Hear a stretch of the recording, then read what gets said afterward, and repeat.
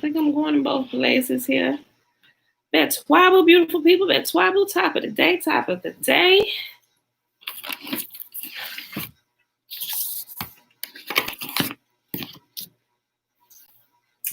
Of course, none of my pens would be here.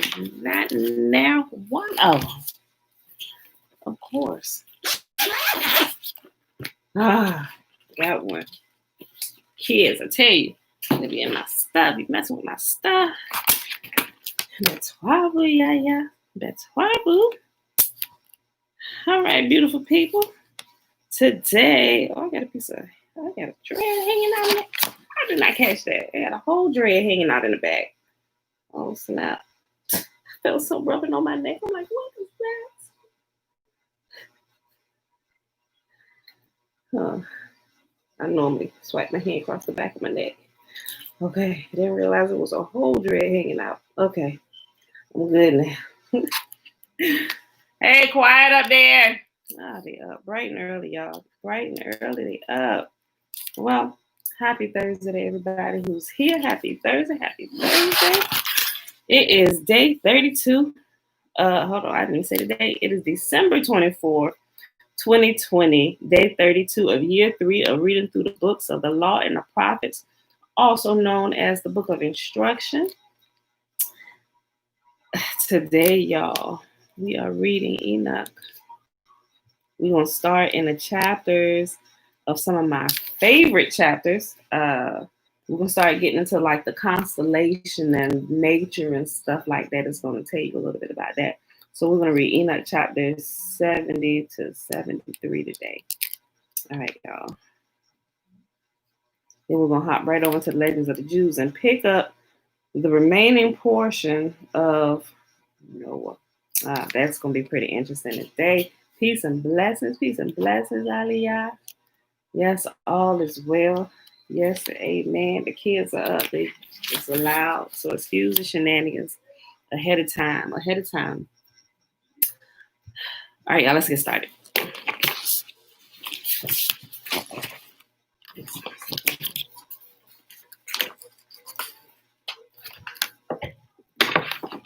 Uh-oh.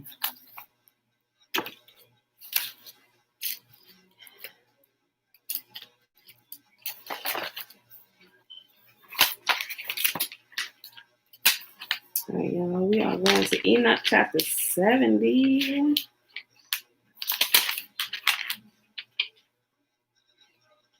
Well, hold on a second. We're going to read.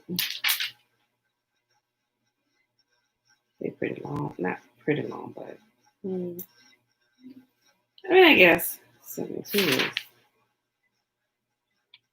Okay, we'll do the 73. I just didn't double check the length of the chapters, but it's really not that long for real. Okay, shalom, mother. Okay, y'all. Enoch chapter 70. After this, the name of the son of Adam living with Yahuwah Sabaoth. Pay attention today. Who they say the son of Adam here is referring to everybody. After this, the name of the son of Adam living with Yahuwah Sabaoth was exalted by the inhabitants of the earth.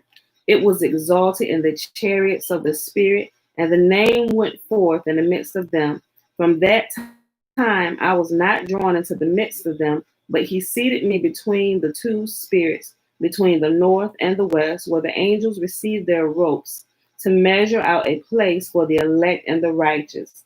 There I beheld the fathers of the first man and the holy ones who dwell in that place forever. Enoch chapter 71. Afterward, my spirit was concealed, ascending into the heavens. I beheld the sons of the holy angels treading on flaming fire, whose garments and robes were white, and whose countenances were transparent as crystal.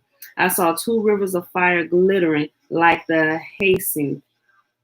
Then I fell on my face before Yahuwah Sabaoth, and Michael, one of the archangels, took me by my right hand, raised me up, and brought me out where was every secret mercy and secret righteousness. He showed me all the hidden things of the extremities of heaven, all the receptacles of the stars and the splendors of all, from whence they went forth, and before the face of the holy. And he concealed the spirit of Enoch in the heaven of heavens. There I beheld in the midst of that light a building raised with stones of ice, and in the midst of these stones, tongues of living fire.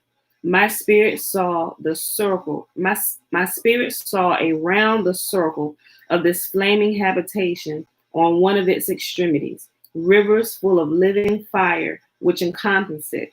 Then the seraphim, the cherubim, and the ophanim surrounded it. These are those who never sleep, but watch the throne of his glory. And I beheld angels innumerable, thousands, and myriads who surrounded that habitation. Michael, Raphael, Gabriel, Peniel, and the holy angels who were in the heaven above went in and out of it. Michael, Raphael, and Gabriel went out of that habitation, and holy angels innumerable. With them was the Ancient of Days, whose head was white as wool and pure, and his robe was indescribable. Then I fell upon my face, while all my flesh was dissolved, and my spirit became changed. I cried out with a loud voice, with a powerful spirit, blessing, glorifying, and exalting. And those blessings which proceeded from my mouth became acceptable in the presence of the Ancient of Days. The Ancient of Days came with Michael and Gabriel, Raphael, and Peniel, with thousands and myriads which could not be numbered. Then that angel came to me, and with his voice saluted me, saying, You are the son of Adam, who is born for righteousness, and righteousness has rested upon you. So who is the son of Adam here? Who was talking? Who was the son of Adam? You guessed it right. They are talking to Enoch. Here, the son of Adam is Enoch. I'll go back to 17. Then the angel came to me, and with his voice saluted me, saying, You are the son of Adam, who was born for righteousness, and righteousness has rested upon you. The righteousness of the Ancient of Days shall not forsake you. He said, On you shall he comfort. I'm sorry. He said, On you shall he confer peace in the name of the existing world. For from thence has peace gone forth since the world was created, and thus shall it happen to you forever and ever. All who shall exist and who shall walk in your path of righteousness shall not forsake you forever. With you shall be their habitation, with you their lot, nor from you shall they be separated forever and ever. And thus shall length of days be with the son of Adam. Peace shall be to the righteous, and the path of integrity shall the righteous pursue in the name of Yahuwah Sebawoti forever and ever. Enoch chapter 72. The Sefer of the Revolution, the Sefer of the revolutions of the luminaries of heaven, according to their respective classes, their respective powers, their respective periods, their respective names, the places where they commenced their progress, and their respective months, which Uriel, the holy angel who was with me, explained to me, he who conducted them. Now, Enoch chapter 72 all the way to Enoch chapter 82 will give us the wisdom and a lot of the portion of what I study to understand what's going on outside in nature, at least, in the sky, right? And actually recognizing the seasons. I was kind of taught the seasons growing up, but now that I actually know, we can pinpoint things, but it's very specific here on what will be happening and signs you can be looking for to see that the seasons are changing if you were never taught, okay? The whole account of them according to every year of the world forever, until a new work shall be effected, which will be eternal. This is the first law of the luminaries. The sun and the light arrive at the gates of heaven, which are on the east, and on the west of it at the western gates of heaven. I beheld the gates which the sun goes forth, and the gates where the sun sets, in which gates also the moon rises and sets, and conductors of the stars among those who precede them, 6 at the rising and 6 at the setting of the sun. All these, respectively, one after another, are on a level, and numerous windows are on the right and on the left sides of those gates. First proceeds forth that great luminary, which is called the sun, the orb of which is as the orb of heaven, the whole of it being replete with splendid and flaming fire. Its chariot, where it ascends, the wind blows. The sun sets in heaven, and returning by the north to proceed towards the east, it is conducted so as to enter by that gate and illuminate the face of heaven.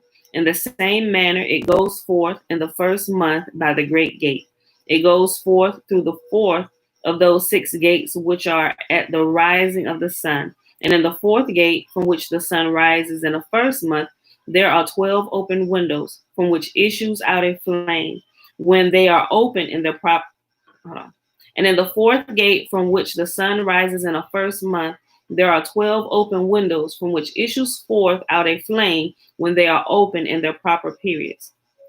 When the sun rises in heaven, it goes forth through this fourth gate 30 days, and by the fourth gate in the west of heaven on a level with it descends. During that period, the day is lengthened from the day, and the night curtailed from the night for 30 days. And then the day is longer by 2 parts than the night. The day is precisely 10 parts, and the night is 8. So they implemented what do you call it?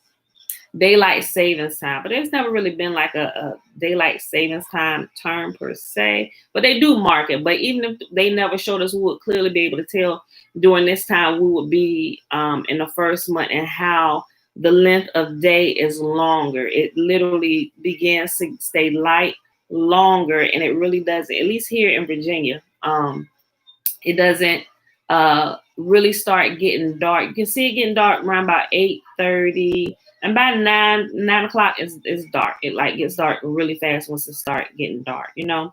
But as the summer goes on, you know, it progresses.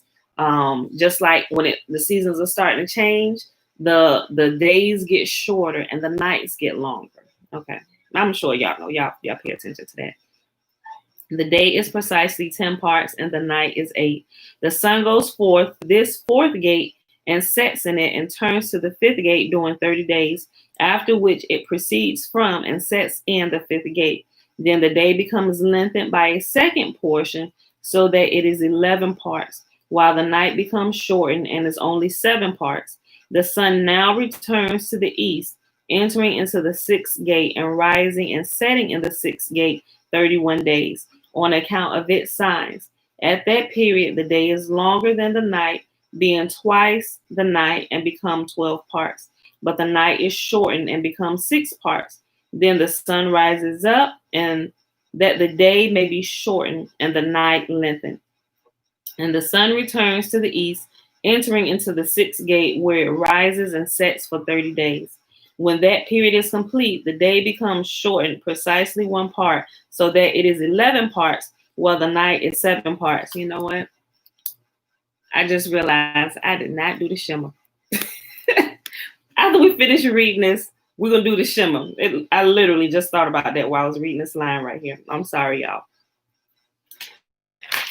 Then the sun goes from the west, from that 6th gate, and proceeds eastward, rising in the 5th gate for 30 days, and setting again westward in the 5th gate of the west.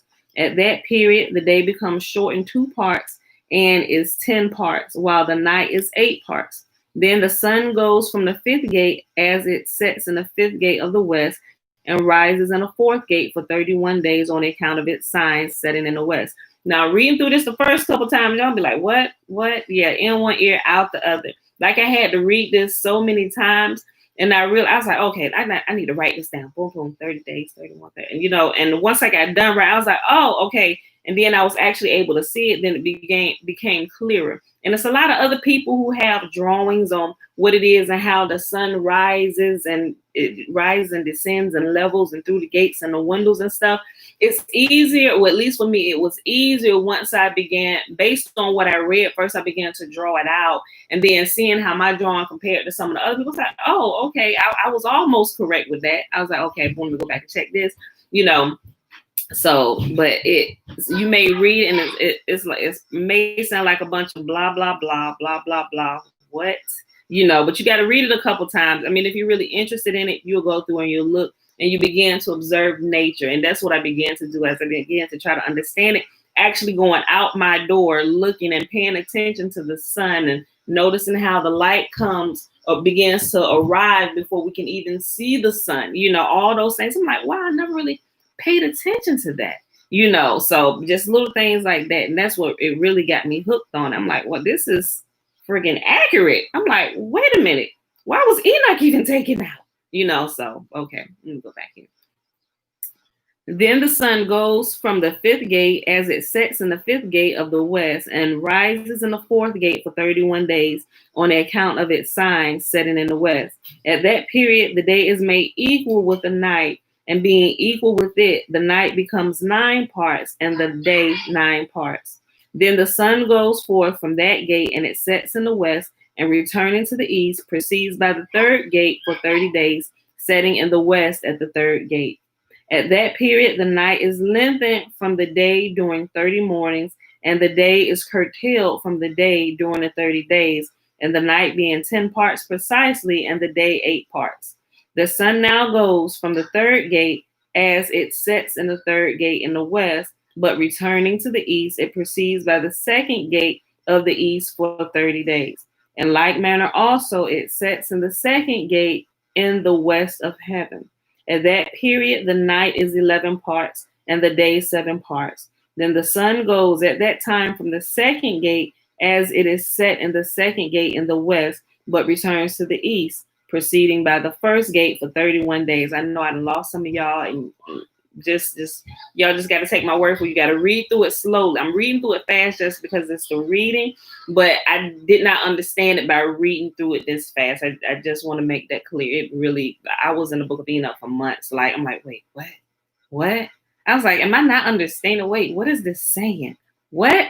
So like literally, I'm like, all right, Father, you got to help me. I'm like, the sun moved. That's like literally, I was moving like that. I'm like, wait a minute. Okay, I really want to understand this. Father, you got to help me. So by actually trying to draw it out, what I was understanding and getting better at it, it became clearer and clearer, especially once I actually started to go outside the house and pay attention to what is going on. Are the parts equivalent to hours?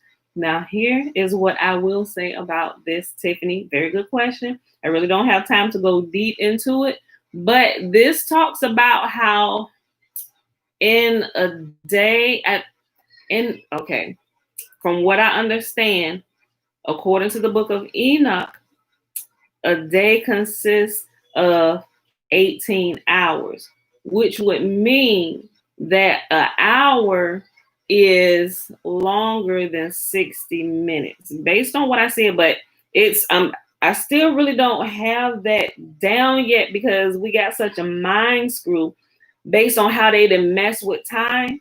And we grown up 60 minutes is an hour, 60 minutes is an hour. But when I got here, I was like, wait a minute, a day is 18 hours, like when it gets to a part like daylight and stuff, that's still kind of foggy to me. I'm not even gonna sit here and try to explain it, but I've been doing some calculations and the math ain't been coming out right. I don't know. I'm honest, I don't know. But based on are the parts equivalent to hours? In the Book of Enoch, the math in here is correct, but it doesn't match up to, like I said, the 24 hours that they have given us. They done worked out the math to where it works and how we live our days now, but I don't know. I'm still looking into that. That's a really good question.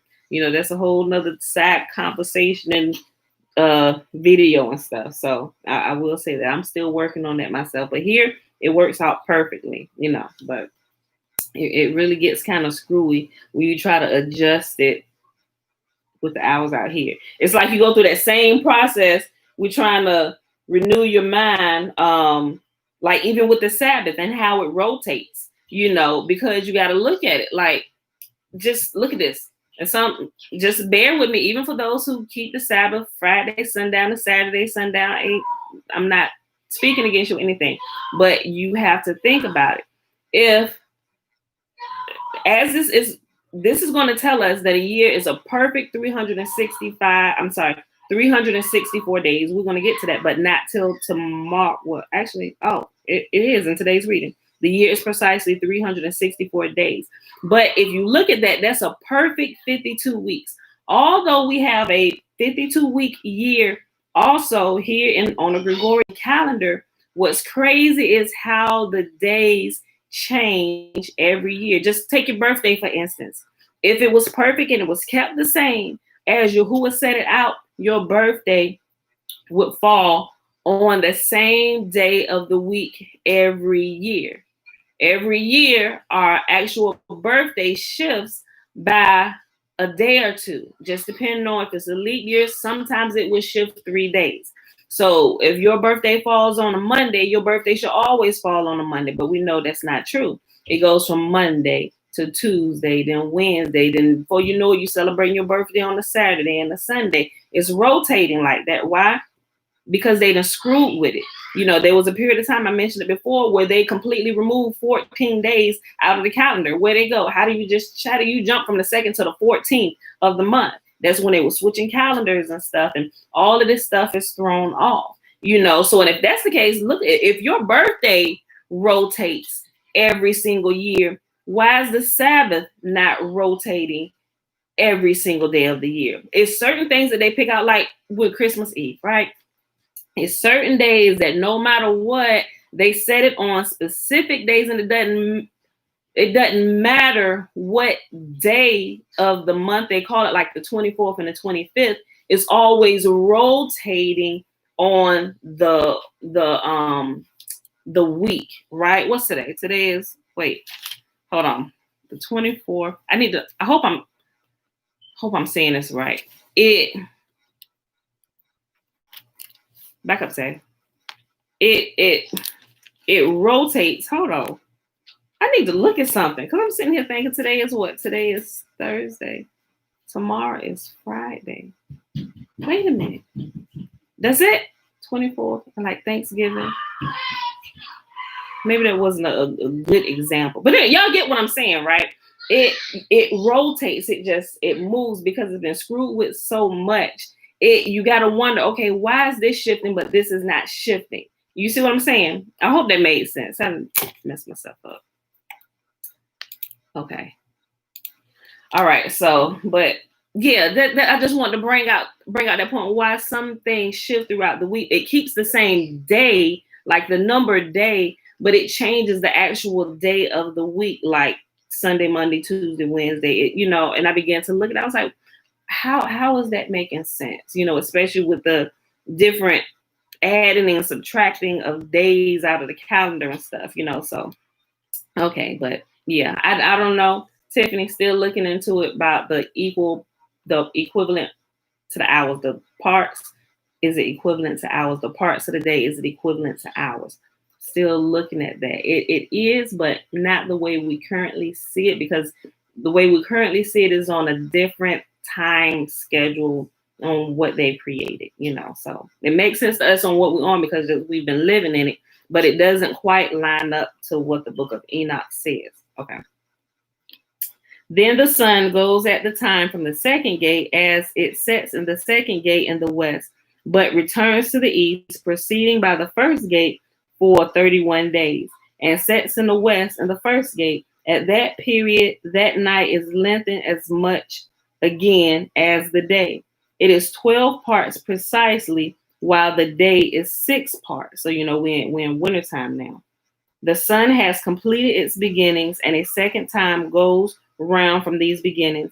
Into that gate it enters for 30 days and sets in the west in the opposite part.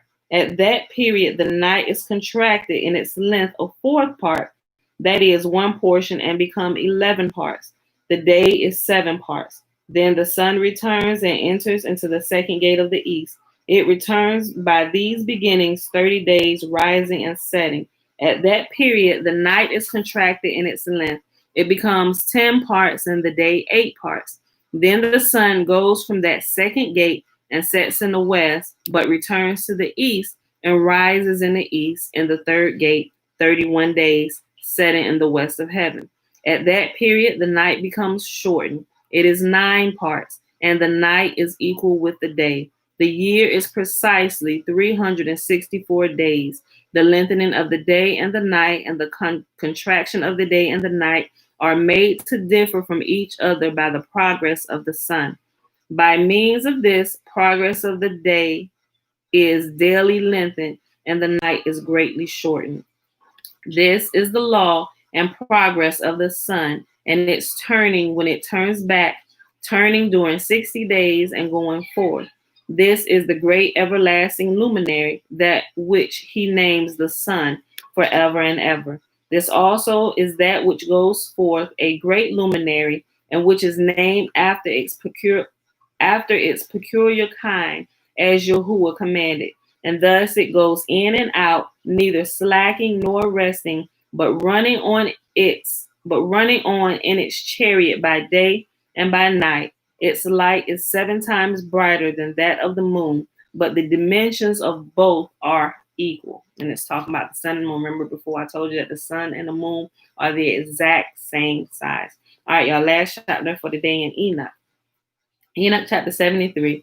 After this law, I beheld another law of an inferior luminary, the name of which is the moon, and the orb of which is as the orb of heaven. Its chariot secretly ascends, the wind blows, and the light is given to it by measure. Every month at its exit and entrance, it becomes changed, and its periods are as the periods of the sun. And when the moon is full, and its light is a 7th portion of the light, when the moon is full, its light is a 7th portion from the light of the sun. Thus it rises, and at its commencement towards the east goes forth for 30 days. At that time it appears and becomes to you the beginning of the month. Right, okay. Make sure I wasn't reading it wrong. At the time it appears and becomes to you. I keep reading it wrong. I'm reading it, but I'm thinking about it wrong. At the time it appears and becomes the beginning of the month for you. 30 days with the sun in the gate from which the sun goes forth. Half of it is in extent 7 portions, 1, and the whole of its orb is void of light, except a 7th portion out of the 14 portions of its light. And in a day it receives a 7th portion, or half of its light. Its light is by sevens, by 1 portion, and by the half. It sets with the sun. Remember, I told you in the beginning of the month, if you go out there and you actually pay attention, when the sun rises right over here. At the beginning of the month, you can tell every time, whenever you see the sun, the moon rising with the sun, and it'll be the little sliver. We would have been already had the new moon, which is dark, but you can't call it until you can actually see the first sliver. That's a new moon. She's beginning to feel again. She's starting anew. That new sliver will begin to rise with the sun, and they'll have that same course throughout the first few days. They'll rise and set together. But as the month progresses and the moon gains more of her light, she'll begin to rise later and later until the 15th day, and she's full of light. Then she will begin to rise at night and begin to light the night, right? Okay, let's read. Its light is by sevens, by 1 portion, and by the half. It sets with the sun. And when the sun rises, the moon rises with it, receiving a half portion of light. On that night, when it commences its period, previously to the day of the month, the moon sets with the sun. And on that night, it is dark 14 portions, that is, half, but it rises on that day with 1/7 portion precisely, and in its progress declines from the rising of the sun. Remember, it's going to start rising later and later. The more light she gets, the later she's going to rise. During the remainder of its period, its light increases to 14 portions. And we'll pick up the rest of this tomorrow, beautiful people. All right, so I hope you understood that for the most part. Like I said, still working on how the portions agree with the hours, but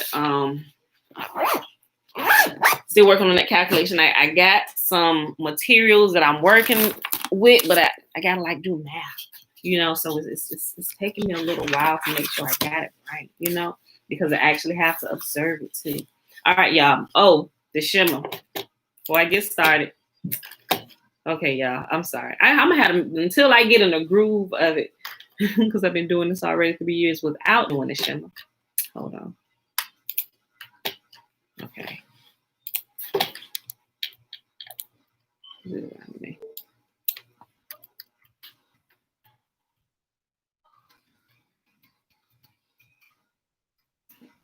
All right, y'all. Deuteronomy 6. Hear therefore, O Israel, and observe to do it, that it may be well with thee, and that ye may increase mightily, as Yahuwah, the God of thy fathers, has promised thee, in the land that floweth with milk and honey.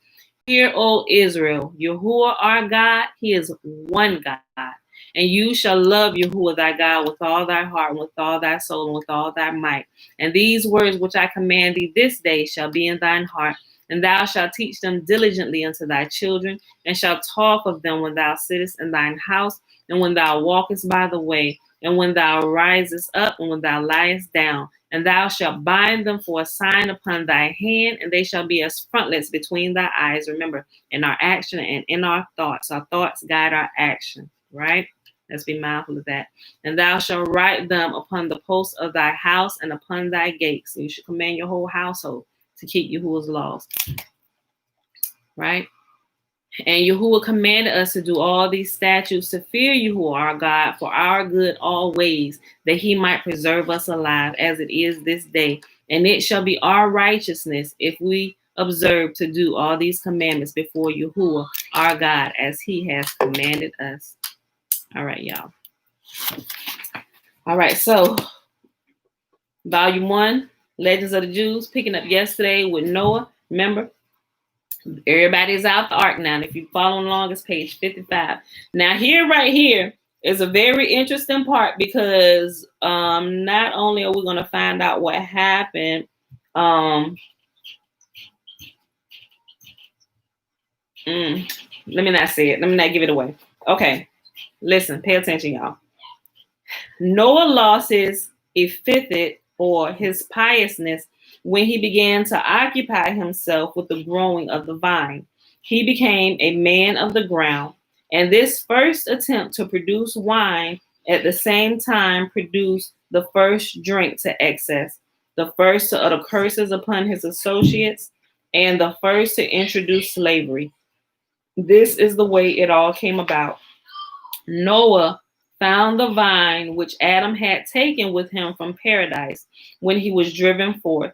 He tasted the grapes upon it, and finding them palatable, he resolved to plant the vine intended. On the self-same day on which he planted it, it bore fruit.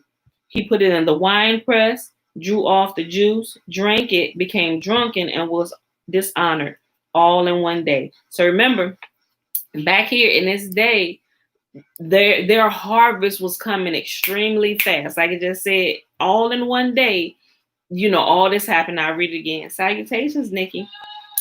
He tasted the grapes upon it, and finding them palatable, he resolved to plant the vine intended. On the self same day on which he planted it, it bore fruit.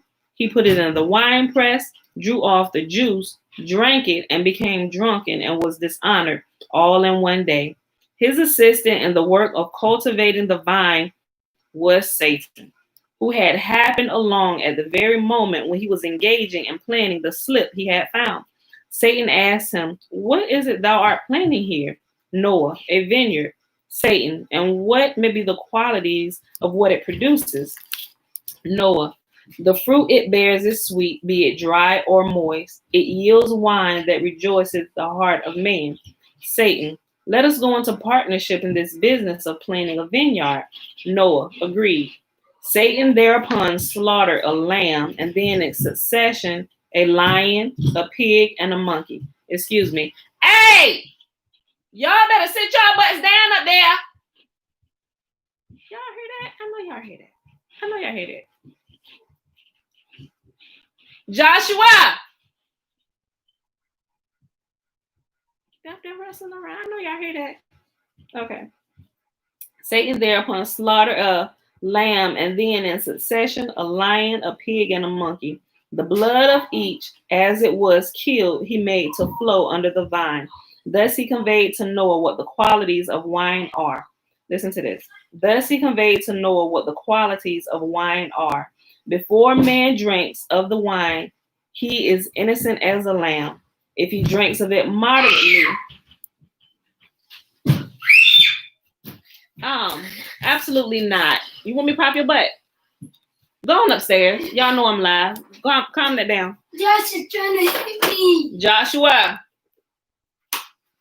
Bye, Isaiah. I'm sorry, y'all.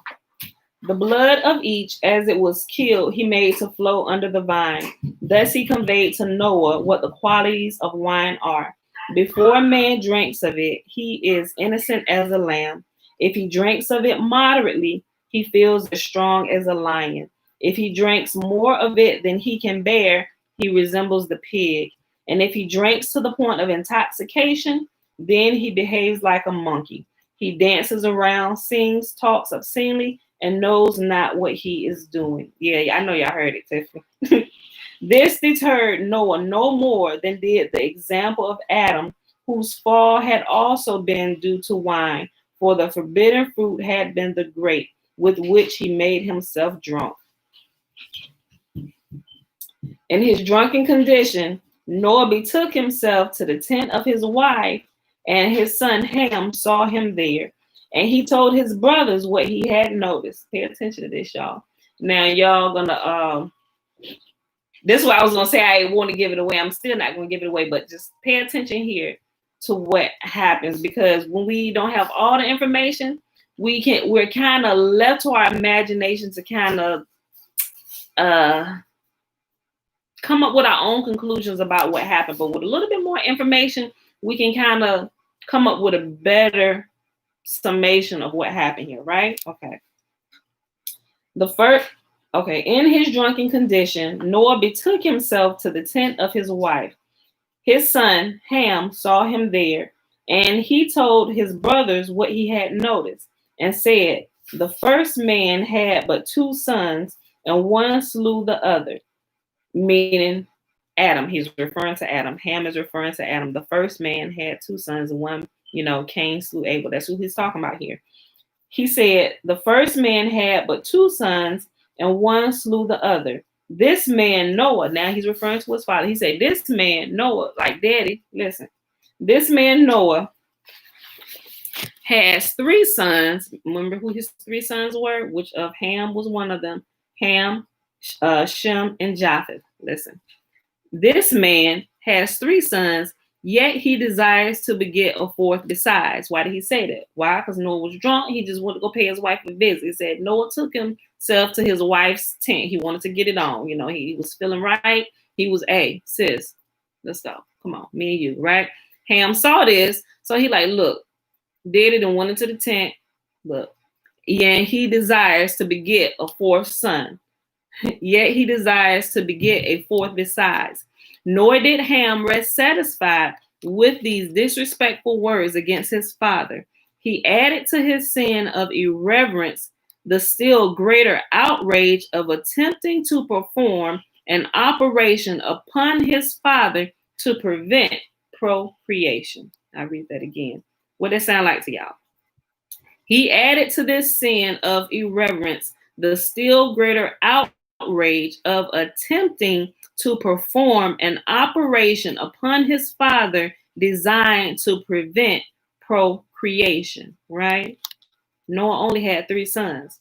Was Ham successful in what he attempted to do, perform upon his father? Listen. When Noah awoke from his wine and became sober, he pronounced a curse upon Ham in the person of his youngest son Canaan. To Ham himself, he could do no harm, for Yahuwah had conferred a blessing upon Noah and his 3 sons as they departed from the ark. Therefore, he put the curse upon the last born son, the son that had prevented him from begetting a younger son than the 3 that he had. Castration. That's exactly what it sounds like, Nikki. So he was prevented, and we know up until this time, Noah had no more children. So what Ham went to do to him while he was laying drunk in there in the tent, probably naked too. I'm sure, yeah, he was naked because they had to go, his brothers had to go cover him up. So he was successful because Noah had no more children. That's why he was cursed.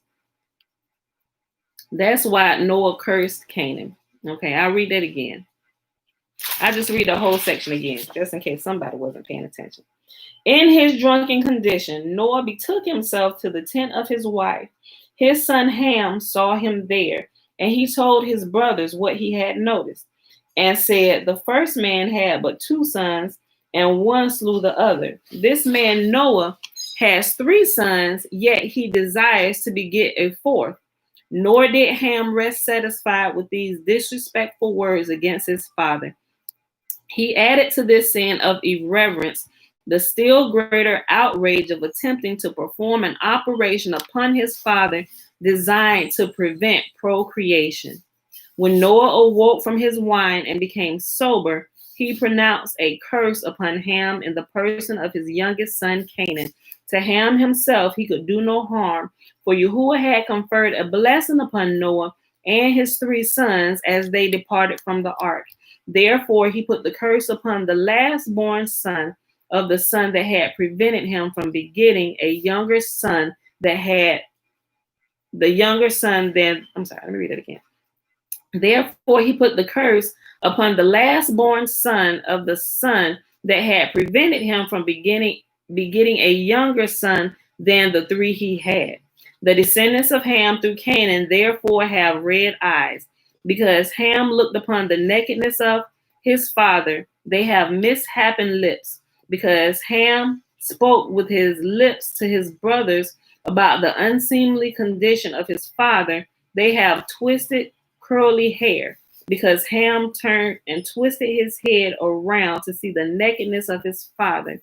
And they go about naked, because Ham did not cover the nakedness of his father. Thus he was requited. Think about it. Think about the descendants of Ham. Think about how tight them naps is on their head, bruh. That's a reminder. You twisting your lips against your father. You thank your daddy for your greater hair, bruh. No, I'm joking. Thus, I'll read it again, just in case y'all missed it. The descendants of Ham through Canaan therefore have red eyes, because Ham looked upon the nakedness of his father. They have mishapen lips, because Ham spoke with his lips to his brothers about the unseemly condition of his father. They have twisted curly hair, because Ham turned and twisted his head round to see the nakedness of his father. And they go about naked, because Ham did not cover the nakedness of his father. Thus he was requited. For it is the way of Yahuwah to mete out punishment measure for measure, which we know. Think about the 40 days of the flood. He metes out sin. He metes out punishment measure for measure. Remember, I said it was 40 days because of all the shenanigans that the Nephilim and stuff, and they were 40 days in the womb. That's why the flood was 40 days, where it rained 40 days, right? Yes, thus he was requited, for it is the way of Yahuwah to mete out punishment measure for measure. Canaan had to suffer vicariously for his father's sin, yet some of the punishment was inflicted upon him on his own account. For it had been Canaan who had drawn the attention of Ham to Noah's revolting condition. So it wasn't just Ham alone. So that curse rested well upon Canaan, because he went and told his father, hey, daddy, go look at granddaddy. Look, hey, go pick. I walked past his tent. You probably should go take a look, Yet some of the punishment was inflicted upon him on his own account, for it had been Canaan who had drawn the attention of Ham to Noah's revolting condition. Ham, it appears, was but the worthy father of such a son, just like your daddy. The last will and testament of Canaan addressed to his children reads as follows: Speak not the truth, hold not yourselves aloof from theft, lead a dissolute life, hate your master with exceeding great hate, and love one another. This is for real, y'all. This is like for real today, for real. As Ham was made to suffer requital for his irreverence, so Shem and Japheth received a reward for the filial differential way in which they took a garment and laid it both upon their shoulders, and walking backward with averted faces, covered the nakedness of their father. Naked, the descendants of Ham, the Egyptians and Ethiopians, were led away captive and into exile by the king of Assyria, while the descendants of Shem, the Assyrians, even when the angel of Yahuwah burnt them in the camp, were not exposed. Their garments remained upon their horses unsinged. And even if you look in some of the history of the people, even some of the documentaries on Negro land and stuff, when they started recognizing different people over here, there was clearly a distinction between these tribes of people, because there were people that were over there that had the habit of walking around naked, barely clothed, but there was a people who was always clothed. And even in their captivity, even when it said that Yahuwah caused them to be burned in the camp, he allowed their bodies to stay covered, right? I read that again. Naked, the descendants of Ham, the Egyptians and Ethiopians, were led away captive into exile by the king of Assyria, while the descendants of Shem, the Assyrians, even when the angel of Yahuwah burnt them in the camp, were not exposed. Their garments remained upon their corpses unsinged. And in time to come, when Gog shall suffer his defeat, Yahuwah will provide both shrouds and a place of burial for him and all his multitude, the posterity of Japheth. Though Shem and Japheth both showed themselves to be dutiful and differential, yet it was Shem who deserved the larger meed of praise. He was the first to set about covering his father. Japheth joined him after the good deed had been begun. Therefore, the descendants of Shem receive as their special reward the talit, the garment worn by them, while the Japhethites only have the toga. You know, a talit covers both shoulders, and the toga only covers one. And if you go back and read, some of them are still doing that now. They may wear it over one shoulder while fully clothed or whatever, but you can tell the difference, right? Yes, baby girl. Can you make me a smoothie? Yes, baby. I'll make y'all smoothies in a minute. Hold on, I'm almost done. I'll make everybody one. A further distinction accorded to Shem was the mention of his name in connection with Yahuwah's blessing of Noah. Blessed be the God of Shem. Blessed be the Lord, the God of Shem. He said, though as a rule, the name of Yahuwah is not joined to the name of a living person, only to the name of one who has departed this life.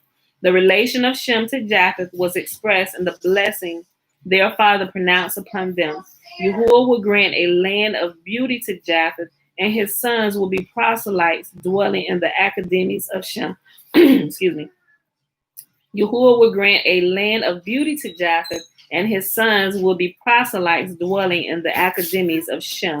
At the same time, Noah conveyed by his words that the Shekinah would dwell only in the first temple erected by Solomon, a son of Shem, and not in the second temple, the builder of which would be Cyrus, a descendant of Japheth.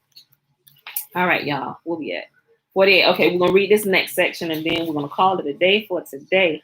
Noah's descendants spread abroad. This is pretty good, too, y'all. We can also read some of this if you're familiar with the book of Jasher. Jasher, and also in Jubilees. I believe it's Jubilees chapter 15. I think it's chapter 15 where the land is divided. I think it's 15. I always get 12 and 15 mixed up, just like Genesis 12 and 15, because they seem to go hand in hand. But I want to say it's Jubilee, or could be 10. I'll post it since I already mentioned it. But it talks about this there too. Okay.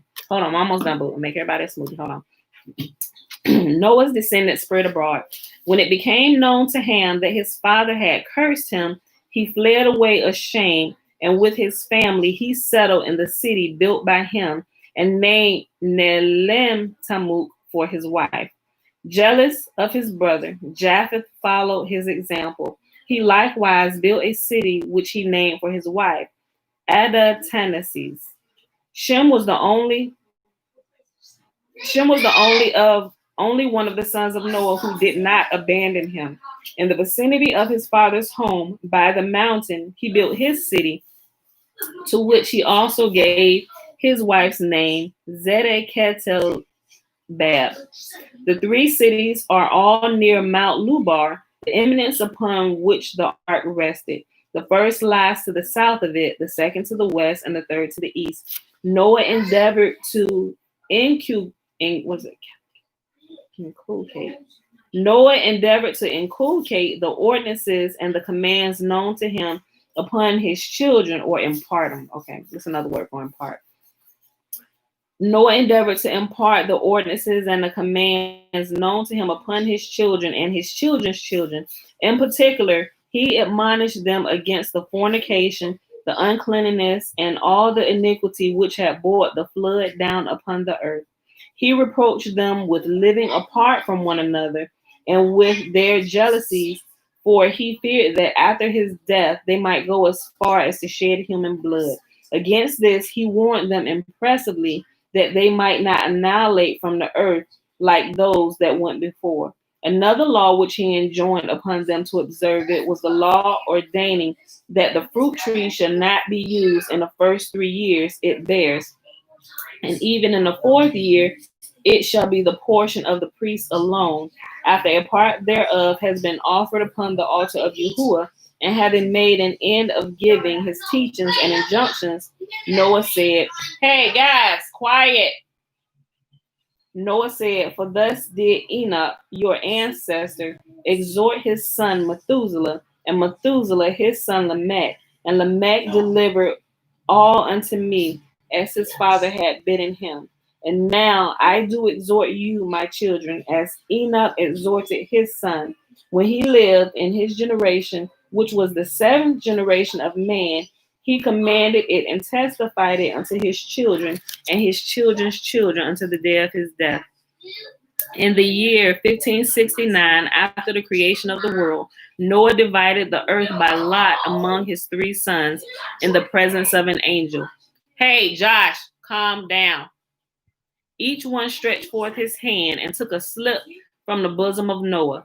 Shem's slip was inscribed with the middle of the earth, and this portion became the inheritance of his descendants unto all eternity. Nor rejoiced that the lot had assigned, nor rejoiced that the lot had been assigned to Shem. Thus was fulfilled his blessing upon him, and God in the habitation of Shem. For 3 holy places fell within his precincts: the Holy of Holies in the temple, Mount Sinai, the middle point of the desert, and Mount Zion, the middle point of the navel of the earth. So it's the Holy of Holies, Mount Sinai, and Mount Zion. The south lot fell to the lot of Ham. The south fell to the lot of Ham, and the north became the inheritance of Japheth. The land of Ham is hot. Think about this, y'all, as we're reading this. Think about these places upon the earth, which may not include everything, because there are some places that are excluded and we cannot go, but this is how it's divided up. The south fell to the lot of Ham, and the north became the inheritance of Japheth. The land of Ham is hot. Japheth's land is cold, but Shem's is neither hot nor cold. Its temperature is hot and cold mixed. The divisions of the earth took place toward the end of the life of Peleg, the name given to him by his father Eber, who, being a prophet, knew that the division of the earth would take place in the time of his son. The brother of Peleg was called Joktan, because the duration of the life of man was shortened in his time. And we also read about that, but the way it's laid out in the Bible, it has us thinking another way, often to it leads you in a misguided direction the way it's labeled, because it's missing some stuff, right? Okay. In turn, the three sons of Noah, while they were standing in the presence of their father, divided each his portion among his children. Noah threatening with the curse any who should stretch out his hand and take the portion not assigned to him by lot. And they all cried, "So be it, so be it."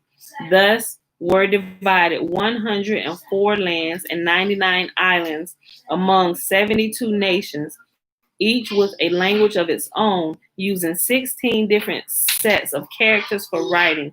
To Japheth were allotted 44 lands, 33 islands, 22 languages, and 5 kinds of writing. Ham received 34 lands, 33 islands, 24 languages, and 5 kinds of writing. And Shem, 26 lands, 33 islands, 26 languages, and 6 kinds of writing. One set of which written characters more hold on. One set of written characters more to Shem than the other of his brothers, the extra set being the Hebrew. The land appointed as the inheritance of the 12 sons of Jacob was provisionally granted to Canaan, Zidon, Heth, the Jebusites, the Amorites, the Girgashites, the Hivites, the Arkites, the Sinites, the Arvadites, the Zemarites, and the Hamathites. Remember, these were also the people who were living in the land when you brought them out of captivity. They were just tenants keeping the land until the real tenants, the real people who were purposed and promised to live there until they showed up. Right? Listen, I'll read it again. The land appointed as the inheritance of the 12 sons of Jacob was provisionally granted to Canaan, Zidon, Heth, the Jebusites, the Amorites, the Girgashites, the Hivites, the Arkites, the Sinites, the Arvadites, the Zemarites, and the Hamathites. It was the duty of these nations to take care of the land until the rightful owners should come. No sooner had the children of Noah and their children's children taken possession of the habitations appointed to them, then the unclean spirits began to seduce men and torment them with pain and all sorts of suffering, leading to spiritual and physical death, which we read about in where? Enoch chapter 15. Remember, those are the spirits whose habitation is here in the earth. They can be hidden and they can make themselves known. Those are the ones who showed up. We read about that in Enoch chapter 15. If you forgot, go back and read Enoch chapter 15. It gives you details of where they came from. And they are here to just literally agitate and piss us off and mess with us, right? Okay, listen, I read it again. No sooner had the children of Noah and their children's children taken possession of the habitations apportioned to them, then the unclean spirits began to seduce men and torment them with pain and all sorts of suffering, leading to spiritual and physical death. Upon the entreaties of Noah, Yahuwah sent down the angel Raphael, who banished 9 from the earth, leaving but 1/10 for Mastema, which we also read about. We read about Mastema, and the 1/10 that's currently living here. Upon the entreaties of Noah, Yahuwah sent down the angel Raphael, who banished 9/10 of the unclean spirits from the earth, leaving but 1/10 for Mastema to punish sinners through them. Raphael, supported by the chief of the unclean spirits, at that time revealed to Noah all the remedies residing in plants, that he might resort to them at need. Noah recorded them in a book, which he transmitted to his son Shem. This is the source to which go back all the medical books which wise men of India, Aram, Macedonia, and Egypt draw their knowledge. The sages of India devoted themselves particularly to the study of curative trees and spices. The Armenians were well versed in the knowledge of the properties of grains and seeds, and they translated the old medical books into their language. Guys, hush! The wise men of Macedonia were the first to apply medical knowledge practically, while the Egyptians sought to effect cures by means of magic arts and by means of astrology, and they taught the midrash of the Chaldees, composed by Kangar, the son of the son of Kesed. Medical skills spread further and further until the time of Asclepius. This Macedonian sage, accompanied by 40 learned magicians, journeyed from country to country until they came to the land beyond India in the direction of paradise. They hoped there to find some wood of the tree of life and thus spread their fame abroad over the whole world. Their hope was frustrated. When they arrived at the spot, they found healing trees and wood of the tree of life.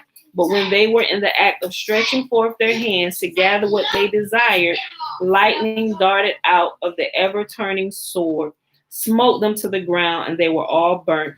With them disappeared all knowledge of medicine, and it did not revive until the time of the first Artaxerxes under the Macedonian sage Hippocrates, Disocorides of Bela, Galen of Captor, and the Hebrew Asaph.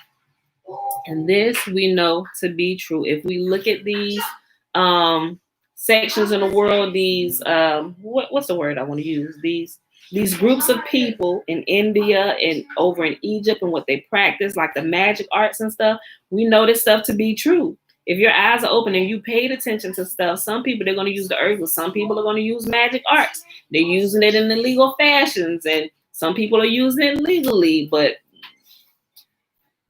it's here. Everything that we read about is here. But Yahuwah also tells us, he tells us not to suffer or which to live. So those who would take these things and use it for evil, that's a no-no. Yahuwah said to stay away from that. Don't do it. But there is a legal way and legal remedies to heal the body of different things. Yahuwah has given it to us. He has authorized some of these things, right? And it's been passed down, right?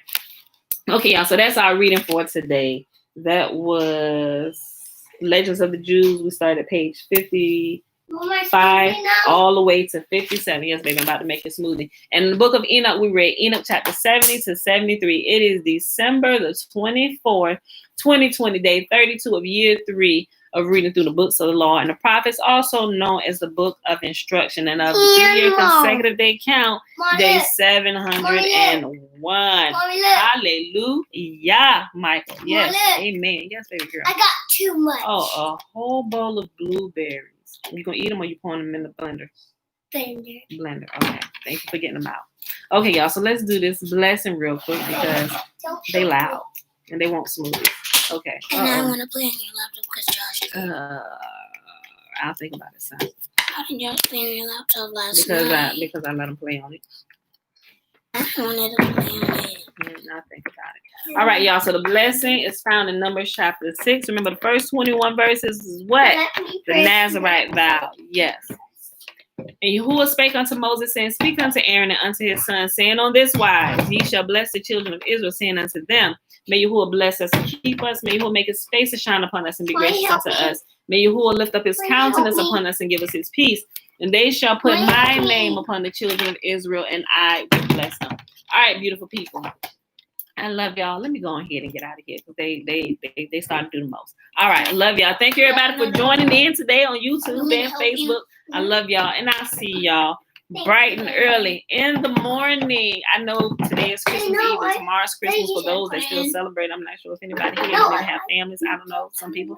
I don't know, but we still gonna be here regardless because we stand our post. We celebrate Yahuwah's feast days, you know. So, all right, y'all. I love y'all. And I'll see you in the morning, 7:15 a.m. Eastern Standard Time. Okay, get more before it. To get the apples, no nails.